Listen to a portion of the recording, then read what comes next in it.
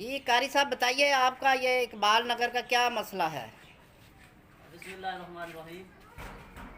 इकबाल नगर गली नंबर 3, ये जामिया मस्जिद इकबाल नगर के गली में ही काफ़ी महीनों से ये पानी का मसला आ रहा है, सिगरेट का मसला आ रहा है।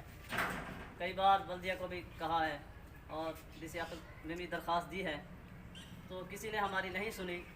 बार बार कहने के बावजूद भी हमारी नहीं सुनवाई हो रही, हमारी बात नहीं सुनी जा रही। हम जो है हुकाम से ये दरख्वास्त करते हैं कि हमारा ये दरीना मसला हल किया जाए। और कई दिनों से परेशानियां हैं और पानी जो है घरों में दाखिल हो रहा है, लोग बीमार हो रहे हैं, बहुत ही परेशानी है। तो बराए करम हमारा ये मसला हल किया जाए। तो ना ही यहाँ के कौंसलर तवज्जो कर रहे हैं, ना एमएलए तवज्जो दे रहे हैं। और जब वोट लेने आते हैं तो कई हमसे वादे करते हैं कि हम ये कर देंगे वो कर देंगे, लेकिन जब वोट ले लेते हैं और कुर्सियों पे भी बैठ जाते हैं तो फिर अपने कामों में मगन हो जाते हैं, लेकिन इस इलाके पर तवज्जो नहीं दे रहे। सिर्फ यहाँ का नहीं मसला, आस पास में भी पानी खड़ा हुआ है।